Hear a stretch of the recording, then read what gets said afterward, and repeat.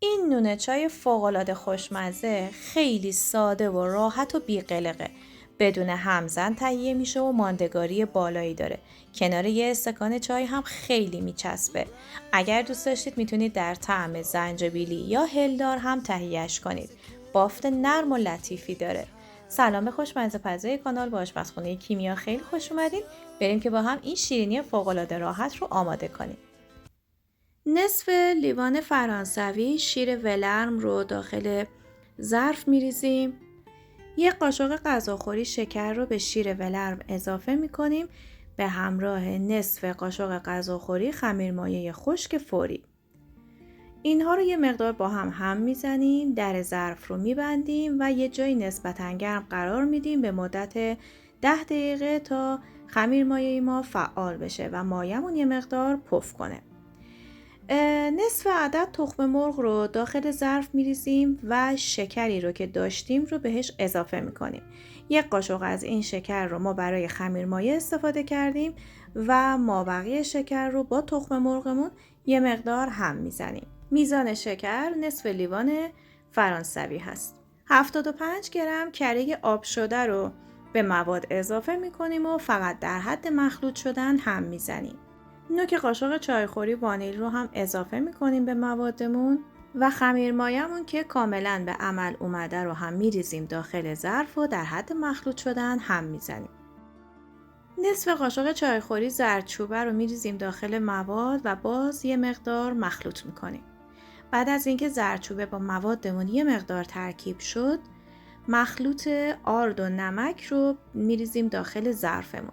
ما برای این مقدار حدوداً 2.5 لیوان آرد نیاز داریم که ممکنه برای شما کمتر و یا کمی بیشتر استفاده بشه چون میزان آبخوری آردها با هم متفاوته.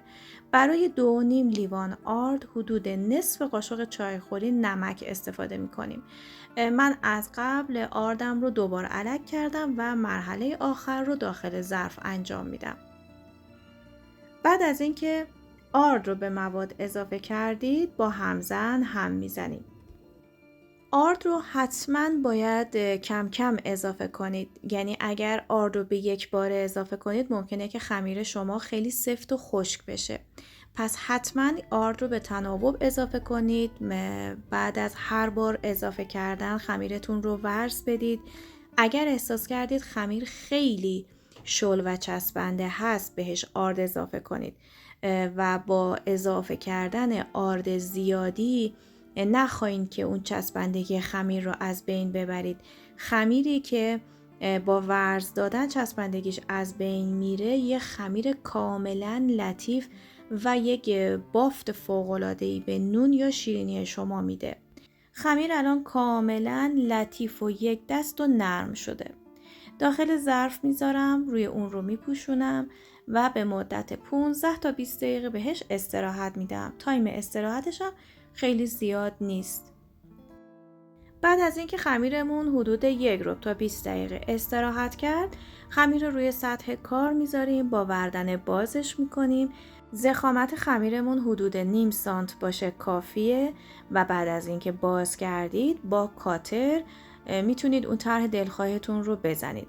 اگر کاتر نداشتید میتونید از یه چاقو استفاده کنید یا از هر وسیله‌ای که دوست دارید که شیرینیاتون رو به اون شکل در بیارید. طرح این نونای خوشمزه هم بستگی به خودتون داره. من این نونها رو به شکل لوزی برش دادم. شما میتونید به شکل مربع، دایره و هر شکل دیگه ای که دوست داشتید این نونها رو برش بدید. فر رو از قبل با دمای 180 درجه کامل باید گرم کرده باشید و کف سینی فر رو با روغن جامد یا کره خوب چرب کنید و بعد این نونها رو بچینید داخل سینی. روی نون رو من با زرده تخم مرغ، یک قاشق شربتخوری روغن مایع و مقداری زعفرون دم کرده رومال میزنم. شما اگر که دوست داشتید که رنگ بهتر و بیشتری داشته باشه حتی میتونید از رنگ مایع خوراکی هم استفاده کنید. روی شیرینی هاتون رو که رومال زدید میتونید با تخم خرفه، کنجد یا هر چیز دیگه‌ای که دوست داشتید تزیین کنید.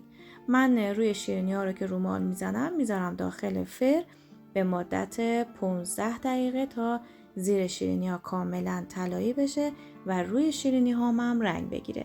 اگر شما این شیرینی ها رو گذاشتید و زیرش کامل طلایی شد و پخت ولی روی شیرینیتون رنگ نگرفته بود، گریل پایین رو خاموش کنید و گریل بالا رو روشن کنید. 1-2 دقیقه بمونه. بعد از اینکه رنگ گرفت از داخل فر خارج کنید.